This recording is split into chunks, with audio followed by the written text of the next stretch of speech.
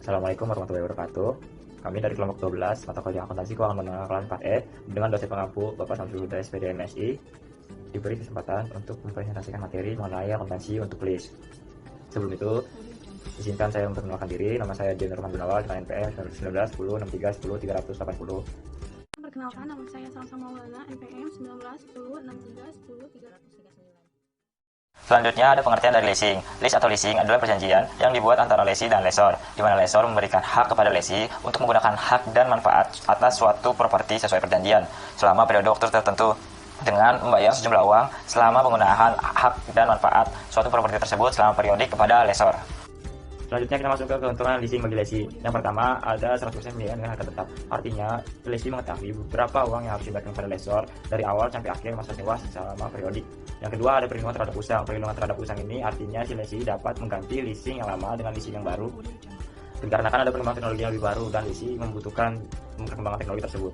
Yang ketiga, ada fleksibilitas. Fleksibilitas ini artinya si lesor dapat mengubah ketentuan-ketentuan leasing pada awal perjanjian leasing akan dibuat, seperti ada binding purchase option atau perpanjangan masa leasing yang akan terjadi di masa yang akan datang.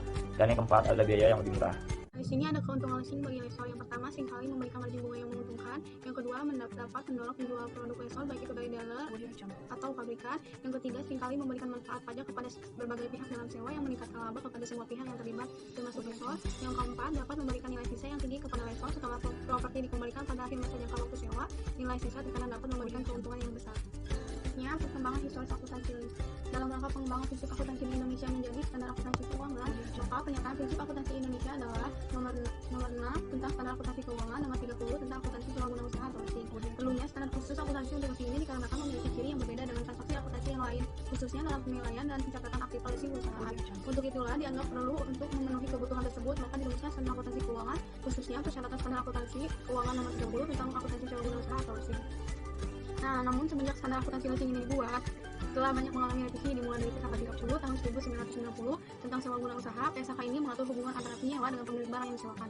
Nah, PSAK 30 juga ini membahas perbedaan melakukan akuntansi pada sewa yang termasuk operating lease dan financial lease pembiayaan atau PSAK 2009.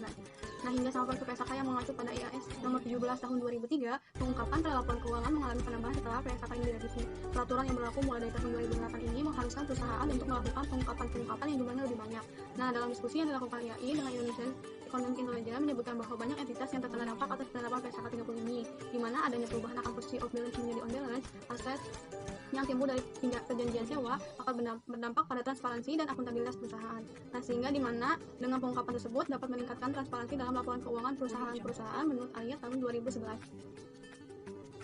Pada akhir tahun 2012 ini, perkembangan penerapan standar akuntansi keuangan baru yang banyak digunakan oleh negara luar yaitu IFRS. Nah, IFRS itu sendiri membahas tentang akuntansi leasing pada IAS nomor 17. Nah, PSAK yang digunakan saat ini adalah PSAK 73, menggantikan PSAK 30 serta menerapkan ISAK 23 tentang sewa operasi dan ISAK 25 tentang hak atas tanah. Nah, berdasarkan PSAK 73, penyewa atau lesi harus mengkapitalisasi semua sewa kecuali sewa di bawah 12 bulan atau 12 bulan dan sewa bernilai rendah. Di sini berikut adalah sifat-sifat dari leasing. Yang pertama, ketentuan pembatalan. Nah, ketentuan pembatalan ini beberapa leasing tidak dapat dibatalkan. Artinya, kontrak leasing ini hanya dapat dibatalkan apabila ada ketidakpastian di masa yang akan datang atau syarat-syarat pembatalan, dan denda pada leasing ini sangat mahal bagi leasing sehingga pembatalan tidak terjadi. Yang kedua, opsi pembelian murah, di mana opsi pembelian murah ini leasing kadang termasuk syarat yang diberikan kepada leasing. Hak untuk menjadi aset di waktu yang akan datang jika opsi pembelian dengan harga tertentu yang telah dipertimbangkan di harga lebih kecil daripada harga pasar saat opsi untuk membeli, maka opsi tersebut dapat diterima. Kemudian opsi tersebut akan disebut sebagai bagian of purchase option. Dan yang ketiga, masa sewa guna usaha atau lease. Nah, merupakan periode waktu dari awal sampai dengan berakhirnya perjanjian leasing, jangka waktu sewa harus mencakup periode perpanjangan tahun melawat. Yang keempat, nilai residu. Nah, nilai residu ini, penyewa atau lesi memiliki kewajiban untuk tidak hanya mengembalikan aset yang disewakan pada akhir masa sewa, tetapi juga untuk menjaminnya nilai sisa akan menjadi jumlah tertentu. Yang kelima, pembayaran sewa minimum. Nah, pembayaran sewa minimum ini merupakan pembayaran sewa yang harus dibayarkan selama masa sewa guna usaha. Jika leasing ini berisi opsi pembelian murah yang secara wajar pasti akan dilakukan, biaya opsi tersebut harus dianggap sebagai bagian dari pembayaran sewa. Kriteria penggolongan lease. Nah, IAS sekarang itu mengharuskan penyewa untuk memanfaatkan semua sewa, di mana satu-satunya pengecualian untuk mengkapitalisasi persyaratan untuk sewa yang mencakup jangka waktu kurang dari 1 tahun atau untuk sewa properti dengan suatu nilai dari kurang dari $5.000, IASB menunjukkan bahwa hak untuk menggunakan properti berdasarkan persyaratan sewa adalah aset dan kewajiban penyewa untuk melakukan pembayaran sewa adalah kewajiban. Selanjutnya ada akuntansi untuk lease. Yang pertama ada jangka waktu lease atau jangka waktu sewa yang biasanya bersifat tetap dan tidak dapat dibatalkan. Biasanya dalam suatu lease atau suatu sewa terdapat opsi pembaruan. Opsi pembaruan ini berisikan opsi yang dapat memperpanjang jangka waktu lease atau jangka waktu sewa. Apabila si lessee merasa harga opsi pembaruan ini lebih murah dibanding opsi awal, maka opsi pembaruan ini dapat dibeli. Yang kedua ada pembayaran sewa. Pembayaran sewa ini meliputi yang pertama ada pembayaran tetap. Pembayaran tetap ini dikeluarkan oleh si lessor pada saat awal perjanjian leasing atau perjanjian sewa. Dan yang kedua ada pembayaran variabel yang didasarkan pada indeks atau tarif tertentu. Biasanya pembayaran yang tadi dikeluarkan oleh si lessor akan dihitung kembali oleh si lessee menggunakan indeks atau tarif tertentu, seperti menggunakan implisit atau incremental borrowing rate. Yang ketiga ada jumlah yang dijamin oleh penyewa berdasarkan jaminan lessee. Jadi si lessee atau si penyewa harus bisa memenuhi guaranteed residual value yang diminta oleh si lessor atau jaminan nilai sisa yang diminta oleh si lessor.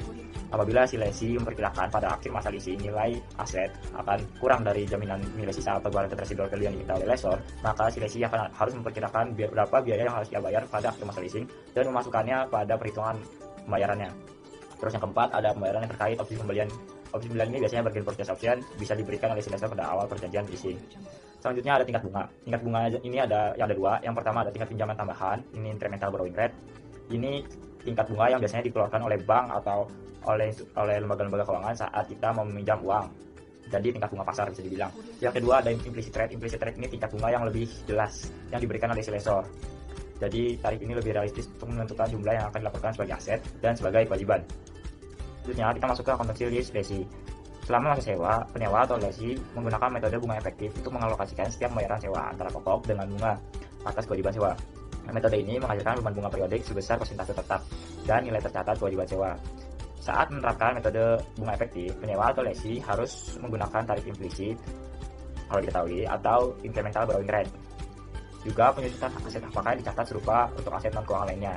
Jadi si lessee atau si penyewa harus mendepresiasi aset hak pakai dengan menggunakan pendekatan yang mencerminkan konsumsi manfaat ekonomi dari aset sewaannya. Umumnya perusahaan menggunakan metode garis lurus untuk mencatat konsumsi aset hak pakai. Selanjutnya ada akuntansi lease untuk lessee yang contoh yang pertama. Untuk menggambarkan akuntansi lease atau sewa menggunakan metode finance lease, asumsikan bahwa CNH Capital dan Ivan Home Mines menandatangani perjanjian sewa tanggal 1 Januari 2019. CNH menyewakan backhoe sejenis kayak alat berat untuk menggali itu kayak ekskavator gitu kepada Ivan Home mulai 1 Januari 2019. Persyaratan dan ketentuannya, yang pertama ada jangka waktu sewa adalah 5 tahun. Perjanjiannya nggak bisa dibatalin. Jadi bayarnya 20.711,11 tiap awal tahun. Dasarnya anuitas. Yang kedua, backhoe memiliki nilai wajar pada saat dimulainya sewa sebesar 100.000 euro. Diperkirakan umur ekonomi 5 tahun dan garansi residual value nilai sisa yang dijamin oleh si lessor yang diminta oleh si lessor sebesar 5.000 euro. Ivanhoe mengharapkan kemungkinan besar nilai sisa yang diharapkan pada akhir masa sewa akan lebih besar dari kemudian dijamin dari 5.000 euro. Artinya si Ivanhoe mengestimasi bahwa nilai sisa pada akhir masa sewa akan lebih dari yang diminta oleh si lessor sebesar 5.000 euro. Selanjutnya ada sewa tidak berisi opsi pembaruan, jadi nggak ada opsi pembaruan. Backhoe akan kembali kepada CNH Capital pada saat akhir masa sewa. Selanjutnya ada incremental borrowing rate sebesar 5% per tahun. Yang selanjutnya ada Ivanhoe mendepresiasikan peralatannya secara garis lurus. Terus CNH menetapkan implicit rate sebesar 4% per tahun.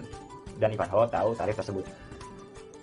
Selanjutnya kita coba menghitung kewajiban dari leasing dan jumlah yang dikapitalisasi sebagai aset hak guna saat ini. Yang pertama 20.711,11 dikali present value of annuity due untuk 4%. Karena implicit rate diketahui maka kita menggunakan implicit rate. Tapi kalau misalnya implicit rate-nya nggak diketahui maka kita menggunakan incremental borrowing rate. Juga kita masukin tahunnya selama 5 tahun ya leasingnya, maka kita masukin rumusnya. Masuk dapat 4,62990 sama dikali dengan pembayaran sewa yang diminta oleh si lessor 20.711,11 sama dengan 95.890,35 euro. Perhatikan bahwa pengukuran present value nilai sekarang tidak termasuk guaranteed residual value. Nah, ini yang terjadi karena Ivanhoe mengestimasi bahwa pada akhir masa sewa atau masa leasing, nilai dari aset akan lebih dari guaranteed residual value yang diminta oleh si lessor. Jadi, estimasi pembayarannya tidak perlu dimasukin. Maka, kita cuma cukup menghitung pembayaran sewa dikali present value of annuity itu 4% dikali, dan 5 tahun. Selanjutnya kita masuk ke jurnal. Jadi, si Ivanhoe akan mencatat sewa pada pembukaan sebagai berikut. Yang pertama pada 1 Januari 2019 kita mencatat hasil perhitungan kita yang tadi, yaitu sebagai di debit hak pakai aset 95.890,35 dan di kreditnya kewajiban sewa atau kewajiban lease 95.890,35. Nah, ini kan yang tadi kita hitung menggunakan present value of annuity due. Selanjutnya kita langsung mencatat pembayaran pertama yang sebagai 1 Januari 2019 kita mencatat sebagai kewajiban sewa yang tadi kita catat di kredit, kita masukin di debit, artinya sudah berkurang sekali, kita sudah bayar sebesar 20.711,11 dan kreditnya tentu saja kas 20.711,11. Selanjutnya kita akan mencoba membuat jadwal amortisasi sewa atau schedule amortisasi dengan menggunakan basis Anitas Du ya. Tanggal di sebelah kiri ada kolom tanggal dan sebelahnya yang A itu ada pembayaran sewa per tahun. Nilainya pasti tetap, pembayarannya tetap. Terus ada sebelahnya lagi ada kewajiban bunga B, itu kan 4%. 4% itu didapat nilainya dari yang kewajiban sewa yang D paling pojok itu dikali dengan 4% sesuai bunganya. Terus selanjutnya ada pengurangan kewajiban sewa. Pengurangan kewajiban sewa ini adalah yang sini sebagai pengurang dari yang D itu didapatkan dari si A dikurangi B, didapatkan dari pembayaran sewa per tahun dikurangi kewajiban bunga sebesar 4%. Kita lihat hasilnya balance ya. Kewajiban sewa pada tanggal 1 Januari 2019 95.890,35 dan pengurangan kewajiban sewa pada akhir masa sewa sama 95.890,35. Nah, itu ada bintang, itu artinya dibuletin ya komanya. Nah, selanjutnya ini ada penjelasan yang tadi saya jelaskan. Pembayaran yang A itu pembayaran sewa sebagaimana disyaratkan oleh sewa, yang B adalah 4% dari saldo sebelumnya dari D. Jadi 4% itu yang B itu didapatkan dari 4% kali D, kecuali 1 Januari 2019 karena anuitas jatuh tempo, jadi pada pembayaran pertama nggak ada bunga yang timbul ya. Terus yang kedua ada C. C itu didapat dari A dikurangin B, pembayaran sewa dikurangin bunga. Terus yang D itu saldo sebelumnya yang D di atas dikurangin sama C, habis itu dapat D yang baru, kewajiban sewa. Setiap pembayaran sewa sebesar 20.711,11 euro terdiri dari dua elemen. Yang pertama ada pengurangan kewajiban sewa dan biaya pendanaan bulan bunga. Total biaya pendanaan bulan bunga selama waktu sewa adalah 7.465,20 euro. Pembayaran sewa sebesar 95.890,35 dan uang tunai aktual yang dikeluarkan adalah 103.555,55 euro. Selanjutnya, Ivanho habis mencatat kewajiban sewa yang didapat dari perhitungan present value of annuity due, juga mencatat pembayaran awal di tahun pertama, juga mencatat lagi di akhir tahun pertama itu mencatat beban bunga dan kewajiban sewa sebesar 3.007,17. Dan pada akhirnya nggak cukup sampai mencatat beban bunga, juga mencatat beban depresiasi. Beban depresiasi ini didapat dari 95.890, hasil yang kita hitung dari 20.711,11 dikali present value of annuity due 4% 5 tahun. Itu kan didapatkan 95.890 kan. Nah, itu terus dibagi 5 didapatkan 19.178,07. Itu sebagai beban depresiasi di debit dan di kreditnya hak pakai aset ya, bukan aset. Selanjutnya, Ivanho mengklasifikasikan porsi kewajiban yang jatuh tempo dalam 1 tahun atau 1 siklus operasi sebagai kewajiban lancar. Misalnya, bagian dari ini 31 Desember 2019, total kewajibannya kan sisa 75.179,24 euro. Ya, terus dalam jadwal amortisasi Ivanho jumlah yang dibayarkan pada tahun 2020 sebesar 20.711,11. Bayarannya kan tetap. Dan pembayaran tersebut kan terdiri atas dua komponen. Yang pertama bunga sebesar 3.007,17 euro dan pengurangan kewajiban sewa awal yaitu sebesar 17.703,93 euro. Selanjutnya kita akan melihat ilustrasi untuk penyajian aset sewa dan bagian kewajiban yang terkait pada transaksi sewa 31 Desember 2019. Dengan asumsi, Ivanho memilih untuk menyajikan hak pakai aset dan liabilitas sewa secara terpisah dari aset dan liabilitas lainnya pada laporan posisi keuangan. Selanjutnya kita bisa melihat seperti yang ada pada tabel paling atas. Yang pertama ada kewajiban tidak lancar. Ini adalah hak pakai aset. Hak pakai aset ini 95.890,35 itu hasil dari perhitungan awal kita dikurangin sama ini depresiasi pada tahun pertama. Jadi sisanya hak pakai asetnya 76.012,28. Selanjutnya ada kewajiban lancar. Kewajiban lancar ini isinya ada kewajiban sewa. Kewajiban sewa ini akan jatuh tempo pada 1 tahun, yaitu tahun 2020 tahun depan. Sebesar 3.007,17 ditambah 17.703,94. Yang pertama itu bunganya, yang kedua itu pengurangan kewajibannya. Jadi totalnya 20.711,11. Selanjutnya ada kewajiban tidak lancar lagi, yaitu kewajiban sewa. Kewajiban sewa ini dihitung dari 95.890,35 dikurangi 2 kali pembayaran sewa. Sisanya 57.475,30. Pada laporan laba rugi 31 Desember 2019, Ivanho melaporkan beban bunga atas liabilitas dan beban penyesuaian terkait aset hak pakai seperti yang terlihat oleh ilustrasi di bawah ini. Nah, ini laba rugi kan ada laba, ada rugi kan, ada beban kan. Nah, beban ini kita masuk ke beban bunga besar yang pertama, bunga pertama pada tahun kedua kan 3.007,17. Juga ada beban depresiasi hak pakai aset sebesar 19.178,07. Nah, terus Ivanho mencatat pembayaran sewa kedua sebagai berikut. Pembayaran sewanya sama, cuman ada dalam kurung itu 3.007,17 itu bunga ditambah 17.703,94 itu pengurangan kewajiban sewa. Jadi kewajiban sewa tetap sama, totalnya 20.711,11. Juga di kreditnya kas 20.711,11. Selanjutnya, jurnal sampai 2023 mengikuti pola yang tadi ya. Nah, nanti setelah masa sewa berakhir kan udah disususkan tuh hak pakai aset BECO tadi. Akibatnya akun aset hak pakai dan akun liabilitas sewa yang terkait akan habis, nggak ada saldonya. Nah, kalau Ivanho nggak membeli BECO, ia mengembalikan peralatan ke CNH. Jika Ivanho memberi, jadi ini kita misalkan aja ya, jika si CNH ini memberikan opsi untuk membeli kepada Ivanho, Jadi kalau misalkan si Ivanho memberi peralatan dari TNH pada penghentian sewa dengan harga 5.000 euro dan perkiraan sisa masa pakai peralatan adalah 2 tahun, maka catatannya sebagai berikut. Jurnal pada akhir masa sewa 1 Januari 2024, peralatan di debit sebesar 5.000 dan kas di kredit sebesar 5.000 juga. Nah, selanjutnya kita masuk ke contoh kedua. Nah, contoh kedua ini mirip sama kayak yang tadi, cuman bedanya si Ivanho ini nggak bisa mengestimasi pada akhir masa sewa aset tersebut akan lebih dari nilai yang dijamin oleh si lessor. Jadi, jika nilai sisa yang diharapkan kurang dari nilai sisa yang dijamin yang diminta oleh si lessor, maka si Ivanho atau si lesi harus mencatat kerugian sewa guna untuk menutupi kekurangan ini. Selanjutnya, kita ubah si Ivanho untuk mengasumsikan nilai aset di akhir masa sewa. Jadi, si Ivanho ini memperkirakan kemungkinan besar nilai aset pada akhir masa sewa ini, nilai sisanya ini 3.000 euro. Jadi kan yang diminta si lessor kan 5.000 euro, maka harus ditambahin 2.000 euro sama si Ivanho. Nah, ditambahin 2.000 euro sama si Ivanho ini akan mempengaruhi perhitungan pada awal perjanjian lease. Jadi nanti masuk ke perhitungan present value. Jadi kan kita pertama ngitung seperti di awal present value of annuity itu 5 tahun 4%, besar 4,6290 dikalikan dengan pembayaran sewa yang tetap 20.711,11 dapat 95.890,35. Nah, setelah itu nggak cukup sampai situ, kita ngitung lagi yang 2.000 tadi. Kan 2.000 tadi kan itu kan dibayar tahun depannya. Kita ngitung buat nilai sekarangnya. Kita ngitung buat nilai sekarangnya present value yang biasa.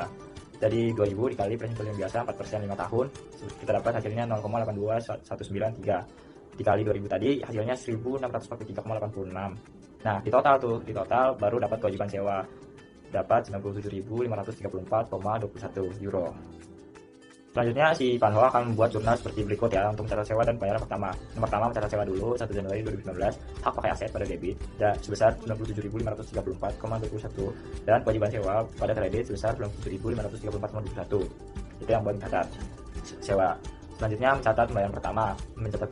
Kewajiban sewa di debit sebesar 20.711,11 dan kas di kredit sebesar 20.711,11. Nah, selanjutnya si Ivanho ini menyiapkan jadwal amortisasi sama kayak contoh soal sebelumnya, tapi di sini di akhir masa leasing ada tambahan 2.000 di itu 1 Januari 2024.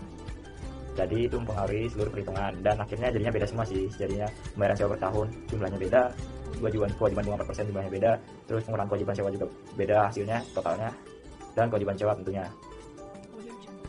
Untuk deskripsi tabel amortisasi masih sama, yang A itu pembayaran sewa sebagaimana disyaratkan oleh sewa, yang B itu 4% dari D, jadi D dikali 4%, kecuali 1 Januari 2019 karena ini adalah anuitas jatuh tempo, tidak ada waktu yang berlalu pada tanggal pembayaran pertama, dan oleh karena itu tidak ada bunga yang timbul. Jadi bunga yang timbul pada tahun kedua karena dasarnya anuitas jatuh tempo atau anuitas due.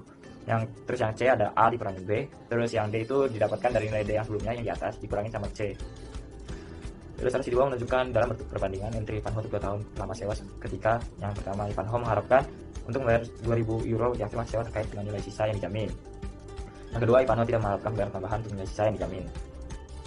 Selanjutnya kita bisa lihat tabel yang sebelah kiri itu ada nilai sisa yang terjamin. Jadi si Ivanho mengharapkan bakal bayar 2.000 euro di akhir masa sewa.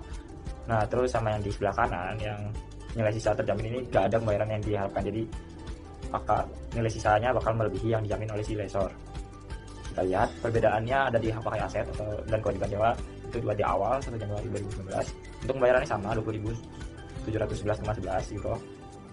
Untuk beban bunga ada perbedaan sedikit karena ini dipengaruhi sama perhitungan kita di awal kan. Terus beban depresiasi tentu beda karena ini didapatkan dari 97.541 dibagi 5 tahun, otomatis beda. Pembayaran kedua pasti sama karena pembayaran pasti tetap ditetapkan oleh lessor 20.711,11. Nah, untuk jurnal yang tahun-tahun berikutnya mengikuti jurnal yang sebelumnya, dan pada akhir masa sewa 1 Januari 2024 Ivanho mengembalikan aset ke CNH, juga membayar nilai sisa yang jamin yang tadi di estimasi akan dibayar sebesar 2.000. Pembayarannya di debit kewajiban sewa sebesar 2.000 dan kas di kredit sebesar 2.000.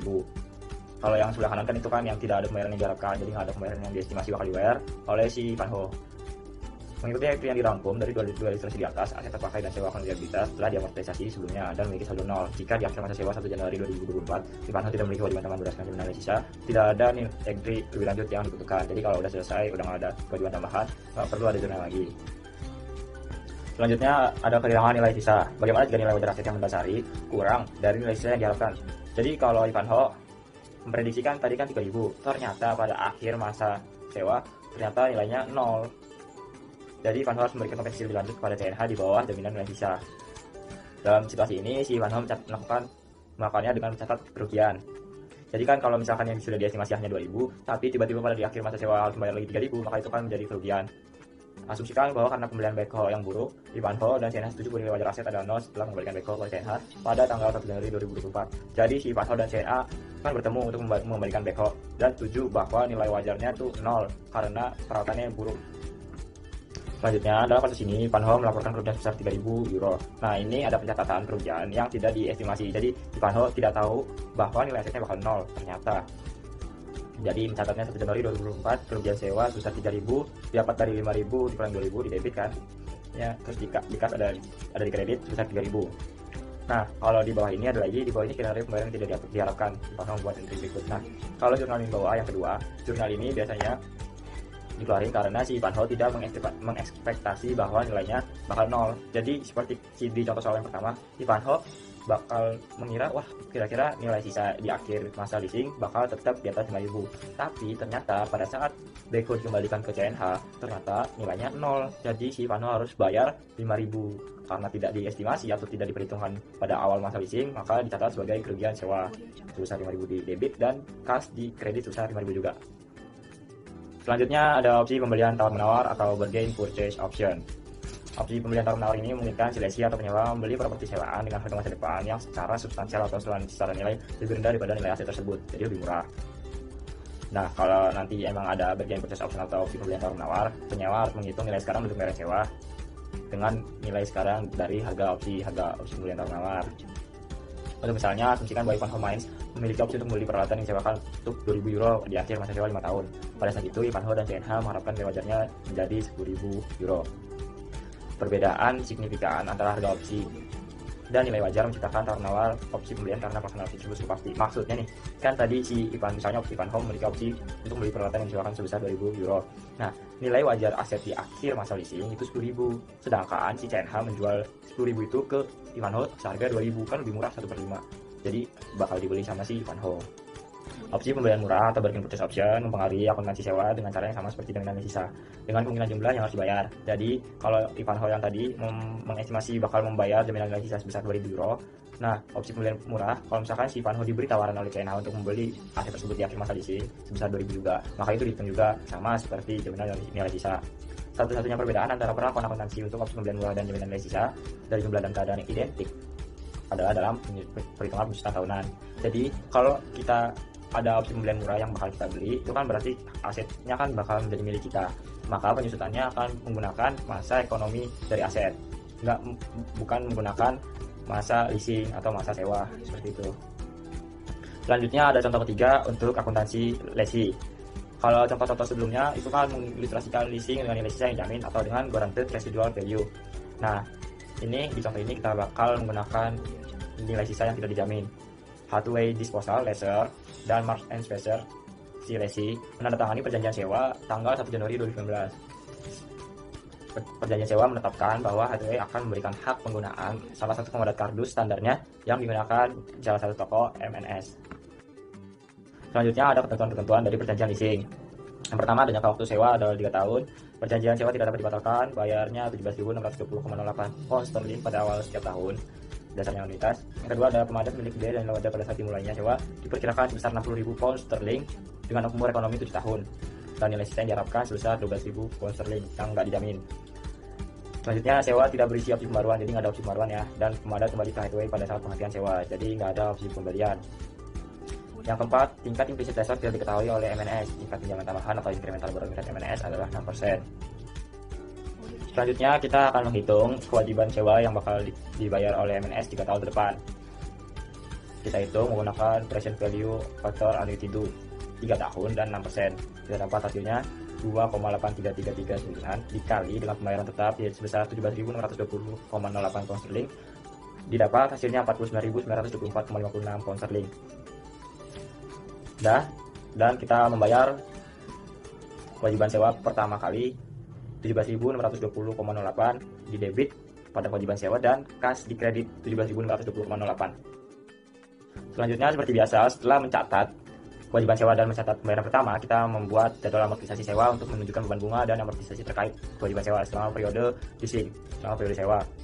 Nah, ini sudah ada deskripsinya di sebelah kanan. Yang A itu pembayaran sewa sebagaimana disyaratkan oleh sewa, yang B itu bunga sebesar 6% dari saldo sebelumnya dari D, kecuali 1 Januari 2019 karena ini annualitas tempo, jadi di awal itu nggak ada bunga, bunganya muncul di pembayaran kedua. Yang C itu didapatkan dari A dikurangi B, dan yang D itu didapatkan dari saldo yang atasnya D, saldo D yang sebelumnya dikurangi dengan C, maka didapatkan saldo D yang baru. Terus ada yang bintang itu artinya dibulatkan. Selanjutnya kita bisa melihat jurnal-jurnal yang perlu disiapkan oleh MNS selama masa sewa menggunakan tabel amortisasi yang sudah disiapkan di atas ya, yang sebelumnya. Mark & Spencer PLC mengakui beban sewa mencatat amortisasi pada 31 Desember 2019. Jadi ini kewajiban lancar kita catat. Beban bunga sebesar 1938,27 pada kewajiban sewa 1938,27. Juga kita mencatat beban penyusutan di akhir tahun. Beban penyusutan ini dapat dari 49.924,56 dibagi 3, didapatkan hasilnya 16.641,52. Terus mencatat pembayaran sewa kedua pada tanggal 1 Januari 2020. Sewa ini berisikan 17.620,08 hasil dari penjumlahan bunga juga pengurangan pembayaran kewajiban sewa 1938,27 ditambah 15.681,81 pada kas di kredit. Terus pada akhir tahun 2020 seperti biasa mencatat beban sewa kewajiban lancar sebesar 997,41, juga beban penyusutan sebesar sama 16.641,52. Dan yang terakhir pembayaran sewa terakhir yang tahun ketiga sebesar 17.620,08 sama, tetapi ini lebih besar di pengurangan kewajiban sewanya sebesar 16.622,67 dan bunganya hanya 997,41 pada kas di kredit. Pada akhir tahun 2021 atau akhir masa leasing mencatat juga beban depresiasi yang terakhir sebesar 16.641,52. Nah, selanjutnya ada ketentuan dari International Accounting Standard Board atau IASB untuk sewa bernilai rendah dan jangka pendek. Jadi IASB memberikan pengecualian untuk kapitalisasi yang diperlukan dari semua sewa untuk satu, sewa aset yang nilainya rendah kurang dari 5.000 US dollar, dan kedua, sewa jangka pendek yang jangka waktunya kurang dari 12 bulan atau 12 bulan. Nah, untuk sewa bernilai rendah dengan kurang dari 5.000 dolar, daripada mencatat aset hak pakai dengan kewajiban sewa, penyewa dapat memilih untuk membebankan bayaran sewa pada saat terjadinya. Jadi saat kita membayar sewa tersebut, kita hanya mencatat bayaran sewanya saja, nggak perlu mencatat kapitalisasi. Contoh-contoh aset bernilai rendah seperti komputer desktop dan laptop, barang-barang di kantor, furnitur, telepon, dan peralatan berharga rendah lainnya. Selanjutnya ada sewa berjangka pendek, adalah sewa yang pada tanggal dimulainya memiliki jangka waktu 12 bulan atau kurang. Sama seperti sewa bernilai rendah, daripada mencatat aset hak pakai dan kewajiban sewa, penyewa dapat membebankan sewa pembayaran pada saat terjadinya saja.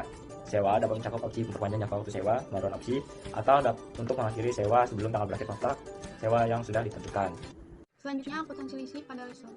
Ekonomi leasing. Dalam contoh sebelumnya di mana CNH dari Panho, contoh 1 dan 2 itu pembayaran sewa diberikan pada 20,711,11 ribu euro.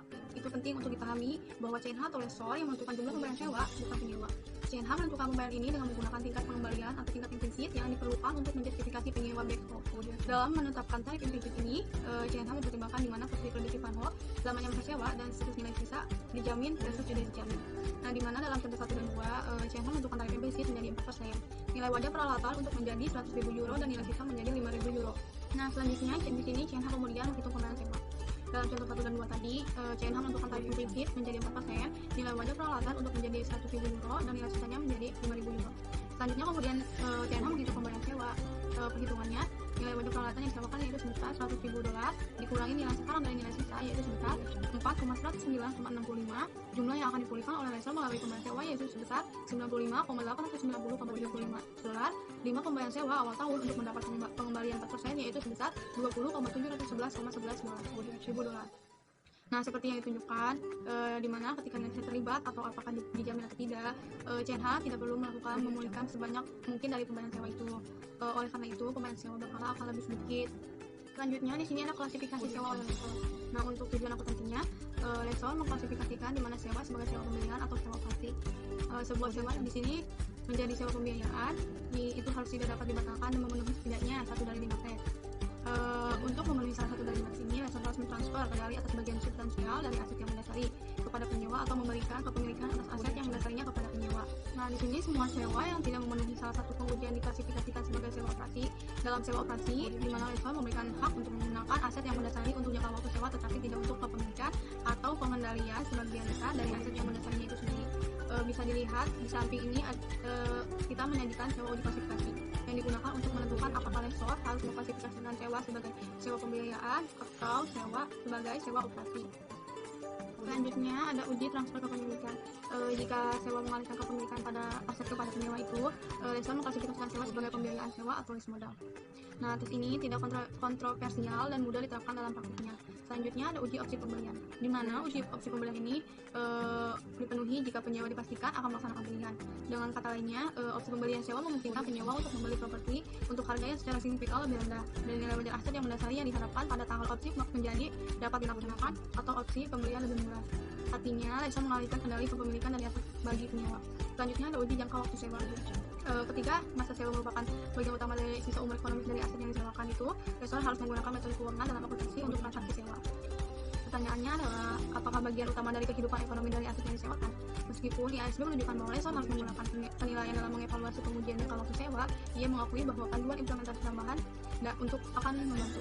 Akibatnya, Dewan menetapkan pedoman implementasi yang mungkin digunakan oleh lessor. Artinya, jika masa sewa adalah 75% atau lebih dari umur ekonomis aset sewa itu, sewa memenuhi sewa tes jangka dan perlakuan sewa pembiayaan yang tepat atau sering disebut sebagai tes 75%.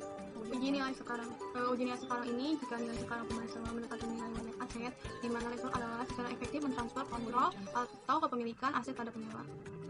Sekali lagi di mana IASB mengakui hal itu, menentukan apakah cukup, dekat, seringkali melibatkan penilaian yang signifikan dan oleh karena itu memberikan pedoman pelaksanaan atau selanjutnya disebut dengan tes 90%. Selanjutnya ada pembayaran sewa. Seperti yang telah dibahas sebelumnya, di mana pembayaran sewa ini biasanya mencakup yang pertama, pembayaran tetap, yaitu pembayaran sewa yang ditentukan dalam perjanjian sewa dan ditetapkan dalam nota sewa. Yang kedua, variabel pembayaran yang didasarkan pada indeks atau tarif. Lessor harus menentukan pembayaran sewa variabel di tingkat indeks atau tarif pada tanggal dimulainya. Yang ketiga, nilai sisa atau dijamin atau tidak, yang termasuk karena lessor seperti CNH tidak perlu memulihkan sebanyak dari sewa pembayaran dan karena itu pembayaran sewa lebih sedikit. Yang keempat, pembayaran terkait pembelian atau penghentian pilihan yang diyakini lesi dapat dilakukan seperti yang ditunjukkan sebelumnya, di mana jika sewa bersih opsi pembelian murah, biaya opsi itu harus dianggap sebagai bagian dari pembayaran sewa. Selanjutnya ada tingkat diskon. Tingkat diskon ini di mana lessor harus menggunakan tarif implicit di mana untuk menentukan nilai sekarang dari pembayaran. Nah, tarif ini didefinisikan sebagai tingkat diskonto yang pada saat dimulai sewa menyebabkan nilai kini agregat pembayaran sewa dan nilai sisa yang tidak dijamin sama dengan nilai wajar aset sewa. Uji penggunaan alternatif. Jika pada akhir masa sewa di mana lessor tidak memiliki alternatif penggunaan aset tersebut, maka diasumsikan bahwa lessor telah mengalihkan kendali atau kepemilikan pada aset kepada leasing. Nah, oleh karena itu, di mana lessor menggunakan metode sewa pembiayaan atau leasing modal. Misalnya, produsen peralatan mungkin membuat lift hidrolik untuk memenuhi kebutuhan konfigurasi blok pemuatan unit penyewa, seperti Amazon.com atau AS, meningkatkan sifat khusus dari peralatan. Hanya Amazon yang dapat menggunakan lift dan menerima secara substansial untuk manfaat yang disewakan aset, di mana sehingga uji penggunaan alternatif ini terpenuhi untuk lessor. Selanjutnya, pengukuran dan penyajian akuntansi. Lessor memperhitungkan di mana sewa pembiayaan seperti pada penjualan dan aset dengan pinjaman dengan menghilangkan aset dan mencatat piutang sewa sama dengan nilai sekarang pembayaran sewa, di mana lessor kemudian mengakui pendapatan bunga atas piutang sewa selama masa sewa menggunakan metode bunga efektif. Nah, piutang sewa bisa dihitung seperti piutang sewa sama dengan nilai sekarang dari pembayaran sewa ditambah nilai sekarang dari nilai sisa yang dijamin dan tidak dijamin. Nah, dalam metode operasi di mana lessor tetap mengakui aset tersebut dengan laporan keuangan persisi dengan catat jumlah yang sama dari pendapatan sewa atau dasar garis lurus setiap periode. Nah, itu terdepresiasi aset sewaan umumnya atas dasar garis lurus. Selanjutnya, akuntansi sewa keuangan, lease modal atau lessor. Nah, sewa pembiayaan ini dibagi lagi menjadi sewa jenis penjualan dan pembiayaan langsung. Biasanya, sewa tipe penjualan muncul ketika produsen atau dealer menggunakan leasing sebagai sarana untuk memasarkan produk mereka. Misalnya, produsen komputer akan menyewakan peralatan komputernya mungkin melalui tawanan kepada pembisnis dan institusi. Sewa pembiayaan langsung umumnya dihasilkan dari kesepakatan dengan lessor, terutama terlibat dalam operasi pembiayaan, misalnya pada bank dan perusahaan asuransi. Selanjutnya ada contoh sewa keuangan lease modal atau jenis penjualan. Yang pertama, jangka waktu sewa adalah 5 tahun. Nah, di mana perjanjian sewa tidak dapat dibatalkan, membutuhkan sewa setara pembayaran pada awal setiap tahun atau dasar anuitas. Selanjutnya, BKO memiliki nilai wajar pada saat dimulainya sewa sebesar 100.000 euro, diperkirakan umur ekonomi 5 tahun. Dan nilai sisa yang dijamin sebesar 5.000 euro atau kurang dari nilai sisa yang diharapkan. Selanjutnya, asumsikan yang mendasarinya aset atau BQ memiliki biaya 85.000 euro kepada dealer atau CNH. Selanjutnya, sewa tidak berisi opsi pembaruan, di mana BQ akan dikembalikan ke CNH pada saat penghentian sewa. Selanjutnya, kolektibilitas pembayaran oleh CNH sangat mungkin terjadi. Selanjutnya, CNH menetapkan pembayaran sewa tahunan untuk mendapatkan tingkat pengembalian 4% per tahun atau tingkat implicit investasi seperti yang ditunjukkan di bawah ini. Nah, nilai wajar peralatan yang disewakan yaitu sebesar 100.000 euro dikurangi nilai sekarang dari nilai sisa yaitu sebesar 4,109,65. Jumlah yang akan dipulihkan oleh lesor melalui pembayaran sewa yaitu sebesar 95,890,35. 5 pemain sewa awal tahun untuk mendapatkan pengembalian 4% yaitu sebesar 20,711,11. CNH menentukan pembayaran sewa berdasarkan tingkat implisit atau tingkat pengembalian yang diperlukan untuk membenarkan sewa aset. Dan dalam menetapkan tingkat pengembalian ini, di mana CNH mempertimbangkan status kredit Ivanhoe, istilahnya sewa, dan apakah nilai sisa dijamin dan tidak dijamin. Dalam contoh CNH atau Ivanhoe, ketika nilai sisa dilibatkan apakah dijamin atau tidak, CNH tidak harus memulihkan sebanyak itu dari pembayaran sewa, dan oleh karena itu pembayaran sewa murah. Di mana CNH mengevaluasi pengujian klasifikasi seperti yang ditunjukkan di bawah ini, yaitu tes uji transfer kepemilikan, penilaiannya pengalihan kepemilikan tidak terjadi, di mana aset kembali ke CNH di akhir sewa. Yang kedua, tes uji opsi beli, penilaiannya tidak ada opsi pembelian dalam sewa. Yang ketiga, uji masa sewa, penilaiannya jangka waktu sewa sama dengan umur ekonomis aset atau 100%, oleh karena itu sewa memenuhi uji jangka sewa. Yang keempat, tes uji nilai saat ini, penilaiannya nilai sekarang dari pembayaran sewa adalah 100.000 euro yaitu 100% atau lebih besar dari atau sama dengan 90% dan nilai wajar BQ. Oleh karena itu sewa memenuhi tes nilai sekarang. Yang kelima, tes uji penggunaan alternatif, penilaiannya karena aset dikembalikan ke CNH dengan beberapa nilai sisa di mana uji penggunaan alternatif tidak terpenuhi. Selanjutnya, menghitung nilai pembayaran saat ini sebesar 95,890,35 ditambah nilai sekarang dari nilai sisa yaitu sebesar 4,109,65 dan hasilnya 100.000 euro. Di mana sewa tersebut memenuhi kriteria klasifikasi sebagai sewa pembiayaan atau lease modal.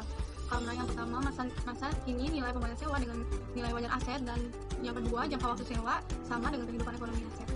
Artinya di mana Ivanhoe akan mengonsumsi secara substansial seluruh aset yang mendasarinya jangka waktu sewa. Selanjutnya, CNH menghitung piutang sewa. Perhitungannya, piutang sewa sama dengan nilai sekarang dari pembayaran sewa ditambah nilai sekarang dari nilai sisa dijamin, yaitu yang dijumlah dengan hasil 100.000 euro.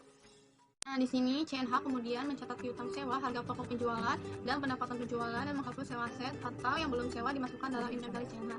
Nah, entry jurnal untuk mencatat transaksi pada tanggal 1 Januari 2019 piutang sewa yaitu sebesar 100.000 di debit, harga pokok penjualan 85.000 di debit, pendapatan penjualan 100.000 di kredit, persediaan 85.000 di kredit.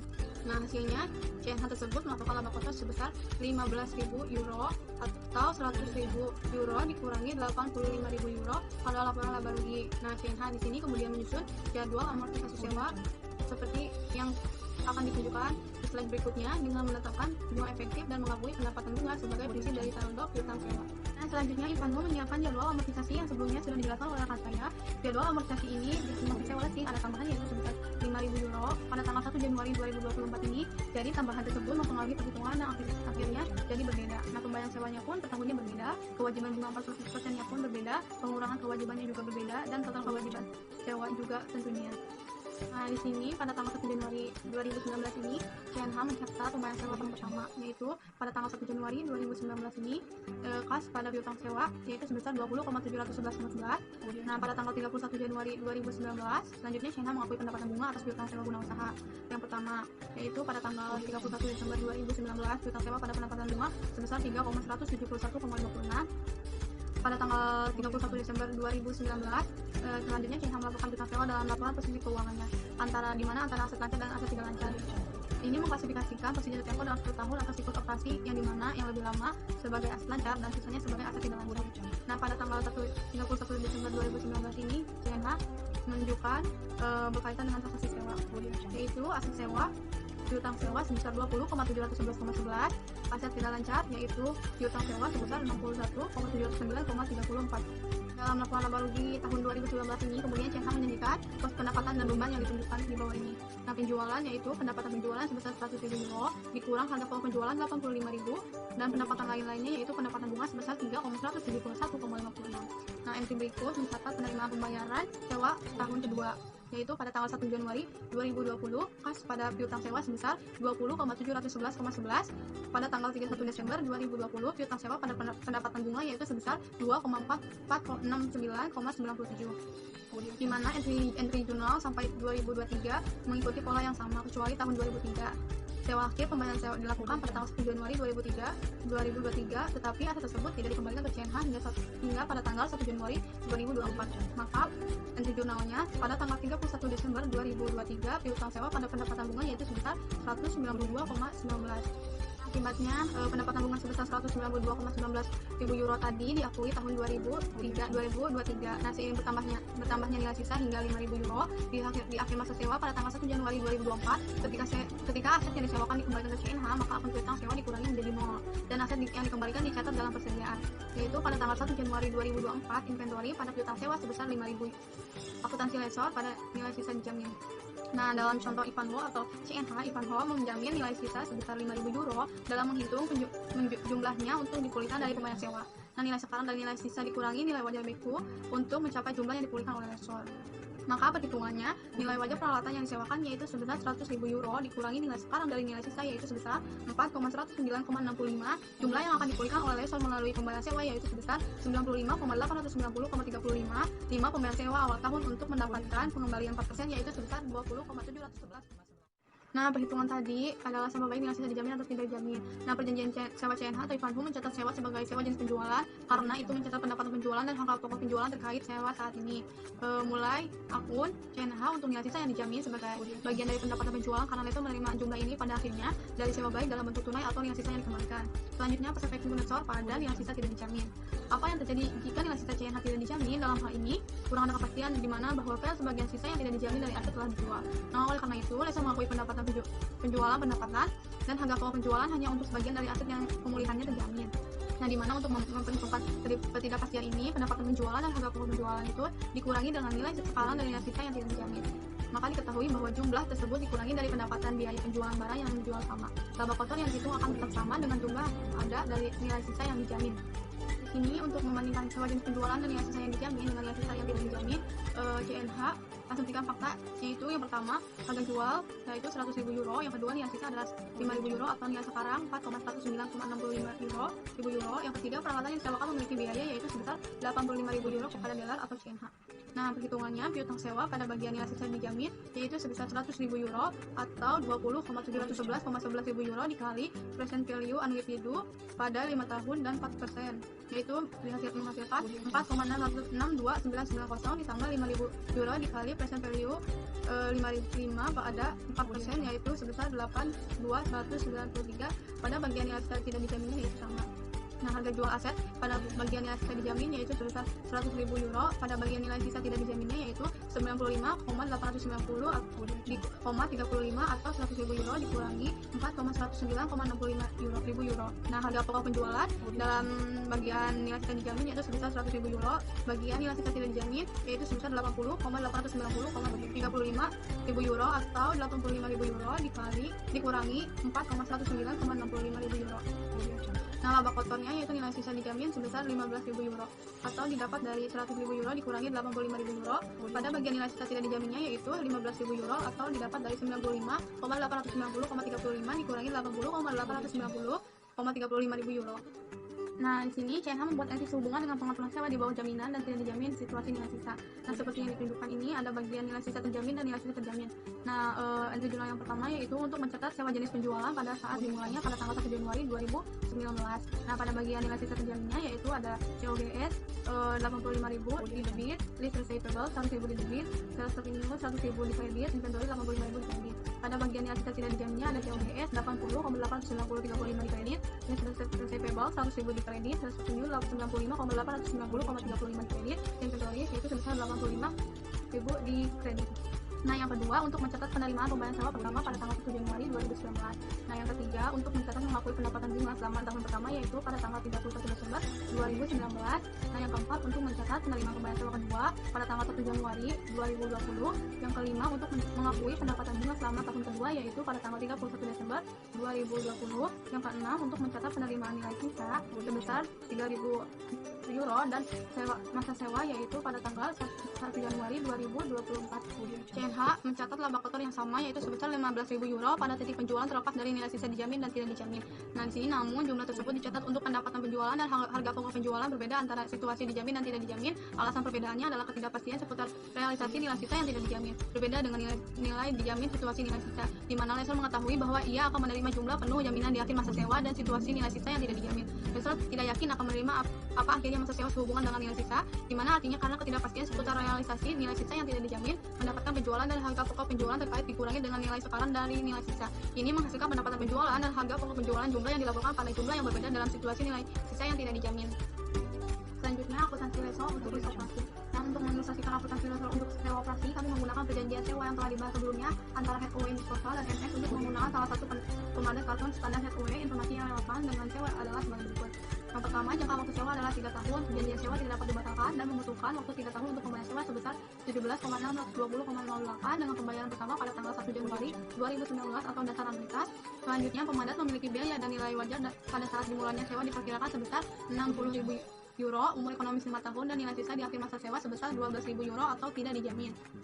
Selanjutnya, tidak berisi opsi pembaruan, pemadas kembali ke HOA pada saat penghentian sewa. Selanjutnya, tingkat implisit lessor diketahui dengan MS, tingkat pinjaman tambahan MS adalah 6%. HOA menetapkan tarif sewa tahunan untuk mendapat tingkat pengembalian 6% per tahun atau tarif implisit investasi.